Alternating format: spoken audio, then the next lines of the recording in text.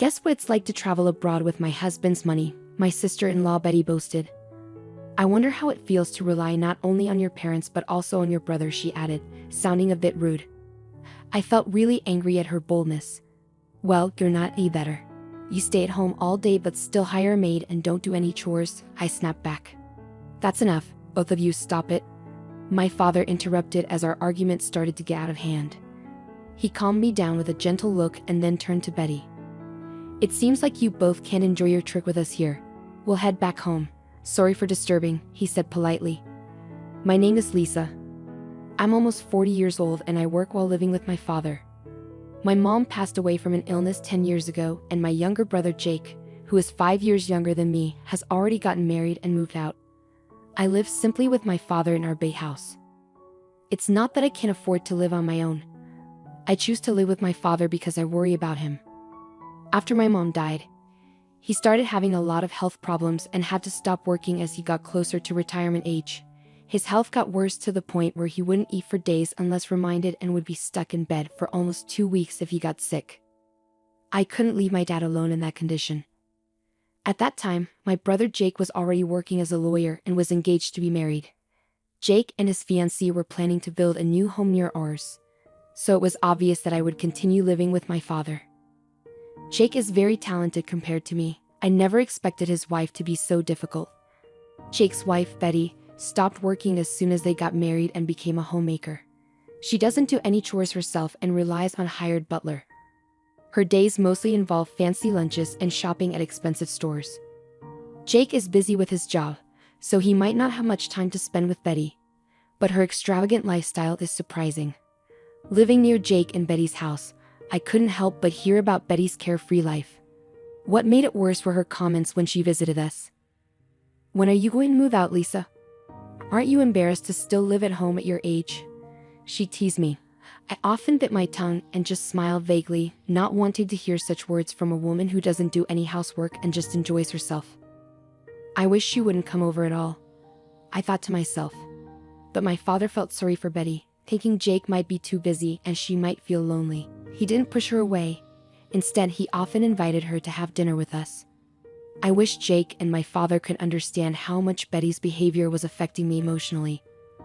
But when I saw my father, unaffected by Betty's bold attitude, happily eating dinner with her, I couldn't help but feel like as long as he was happy, that was all that mattered. Why did Jake marry someone like her? I often wondered about it, but I figured there must be qualities in Betty that only Jake could appreciate. I chose to ignore Betty's rude comments and quietly continued eating. That day, like usual, my father invited Betty to join us for dinner. Jake had been really busy with work lately, and Betty usually just helped herself to food prepared by the housekeeper. Maybe feeling sorry for Betty, my father decided to buy some fancy ingredients and suggested that the three of us have a nice meal together. I wasn't very excited about it, but since my father insisted, I didn't have much of a choice. I went to the supermarket in town and bought some ingredients, then managed to make some dishes I'd never tried before. My father, who hadn't been eating much lately, was really happy and joked, saying, "I'm extra hungry today." Betty showed up quite a bit later than we agreed and plopped down in a dining chair without even saying hello properly.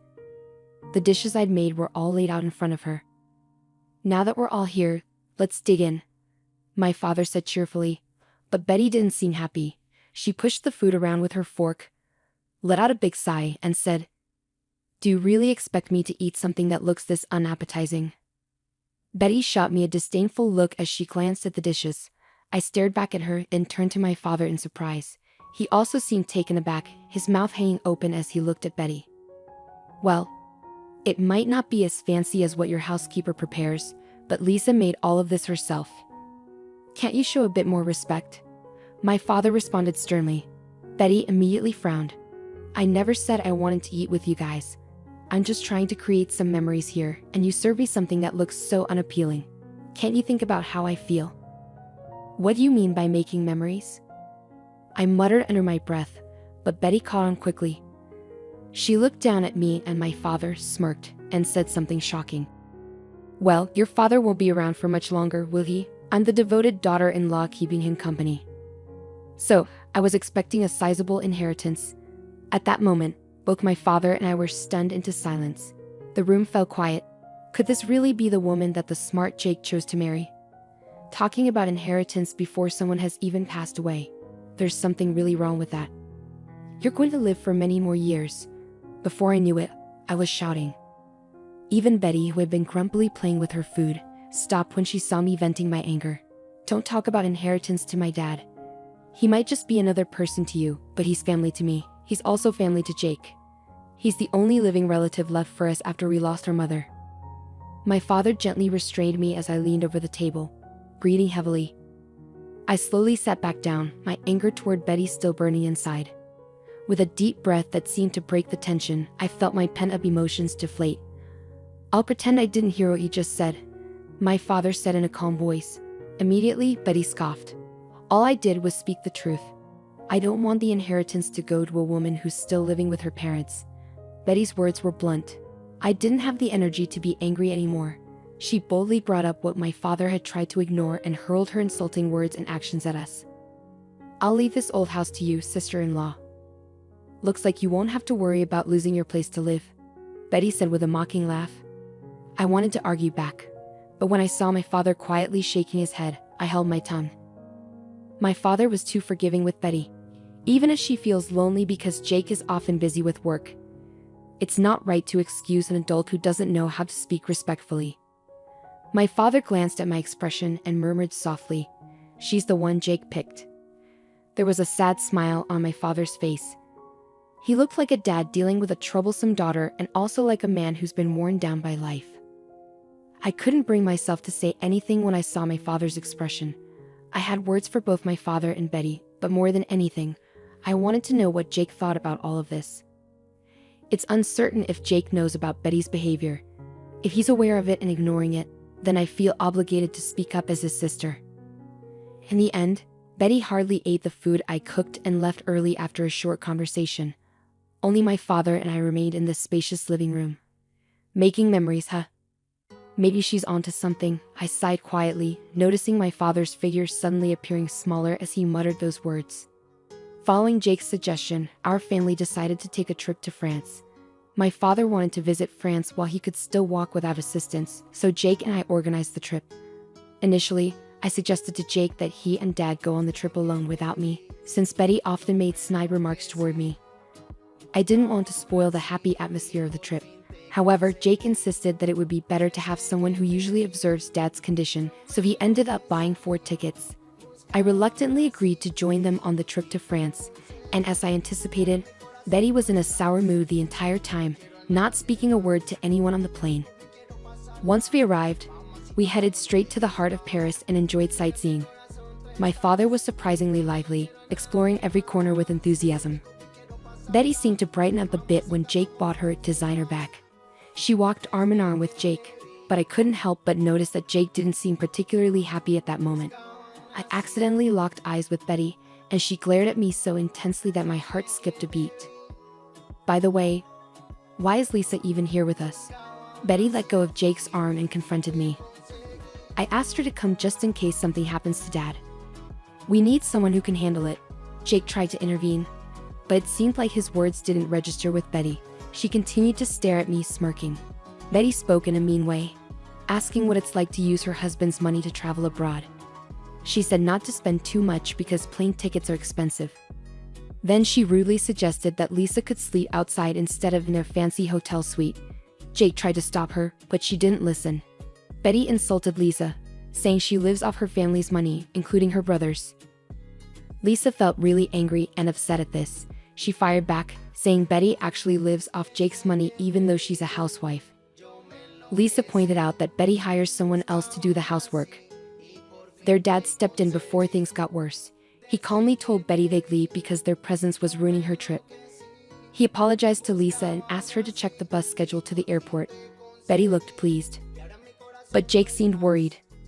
Jake suddenly realized that they would be left without anyone to help them once their parents left. He desperately tried to stop them from leaving, but their dad remained firm in his decision. He asked Lisa to check the bus schedule to the airport and promptly headed in that direction. Lisa had to follow her dad while keeping an eye on her brother and his wife. As they walked away, Jake shouted that they would be fine without their parents, disrespectfully calling them old man and old lady. Lisa felt upset at Betty for calling their dad old, but she didn't dwell on it. She hurried after her dad, listening to Jake's distressed cries and Betty's insults directed at him. Eventually, Jake burst into the cafe near the airport where they were having tea, looking frantic and sweaty. He rushed to their table and bowed his head in a flurry of panic. "I'm really sorry for what happened earlier. I'll make a proper apology later, but right now, I need your help with Betty," Jake said earnestly, bowing deeply. Dad and I exchanged surprised looks. "What happened to Betty?" I asked on behalf of Dad, prompting Jake to explain what happened after we left. Jake and Betty took a taxi to the hotel after we left on the bus to the airport. However, they encountered a problem once they were in the taxi. They couldn't communicate well with the driver because neither of them spoke French, and the driver didn't speak English. Despite the driver asking them something, they couldn't understand and ended up getting out of the taxi without realizing Betty was still inside. Jake expressed concern that he couldn't reach Betty on the phone and worried she might have been mugged or faced some other trouble after being left by the taxi. Realizing he needed help and feeling overwhelmed by the situation due to his lack of understanding of French, Jake turned to us for assistance. I reassured him that both my father and I are fluent in French. Despite Betty thinking of my father as incapable due to his age, he used to be a French teacher and I currently teach French. This trip to France was planned by Jake as a way for my father to reminisce about his youth. Upon arriving in France, my father seemed revitalized by memories of his time studying abroad. Since I also had experience studying in France during my student days, after parting ways with my brother and his wife, we shared stories about our time in France. My father listened intently, eventually nodding in understanding. "Let's head back to the city center. I'm guessing the taxi that dropped you off might be waiting for its next passenger there," my father suggested. Following my father's advice, we swiftly prepared ourselves and embarked on a mission to locate Betty, who had been left behind somewhere. My father and I decided to split up and search for the taxi that had dropped off my brother and his wife when they returned to the city center. It's common for taxi drivers in the area to speak French fluently without needing to use English. Before I could reach them, my father managed to find the taxi that had taken Jake and Betty, leading us to the spot where Betty was supposed to have been dropped off. Thankfully, Betty was there, safe but looking weary. However, upon her arrival, it became evident that she had been robbed. All her bags and belongings were missing, leaving her with nothing. When Betty spotted Jake's face, tears started to form in her eyes, but she quickly put on a frown upon seeing us. "Why are they here, Betty?" Jake asked, clearly annoyed, and let out a heavy sigh. "If it wasn't for them, you'd have been stranded here with nothing, Betty. You should be thankful," Jake scolded her. Betty looked uncertain. "What do you mean?" "Without them, our trip would have been a mess. We can't speak French, so that's why we're in this situation. But they're different. They're both French teachers, much better at it than I am," Jake clarified. Betty seemed uneasy, glancing over at us. A troubling thought crossed my mind, and I quietly told Betty, "If we hadn't found you, you might have had to sleep on the streets here." Betty clenched her lip in frustration. "And besides, Jake and I split the expenses for the trip equally. So how can you say it's all funded by an old lady living off her parents' money?" With that, Betty began to tremble. "It's your father's money anyway, right?" In response to Betty's argument, my father gently shook his head. "I didn't do anything, Lisa. Jake and Betty are doing well on their own. They're my pride and joy."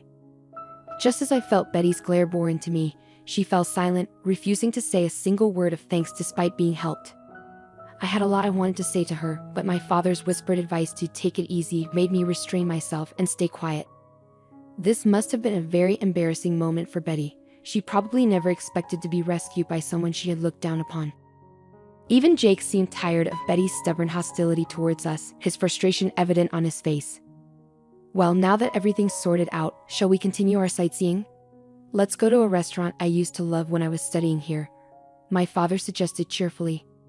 With my father's optimistic suggestion, our family was united once again. We had a fantastic time in France, ignoring Betty's gloominess and fully enjoying our trip. When we returned to the States, Jake kept apologizing to us and surprisingly decided to divorce Betty. I was shocked and asked him why they had married in the first place. It turned out Betty had lied about being pregnant and pressured Jake into marrying her. After they got married, it became clear that she wasn't pregnant at all. Jake had hesitated to divorce her earlier because of his public image, but he couldn't tolerate Betty's disrespect towards my father and me anymore. After the divorce, Betty was forced out of their home and couldn't continue living as a housewife. Without a maid to help with household chores, she faced difficulties. Additionally, she lost half of her assets due to a pickpocket incident during our trip to France.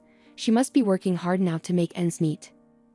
Meanwhile, my father became noticeably happier and more lively, reminiscing about his youth in France during our trip.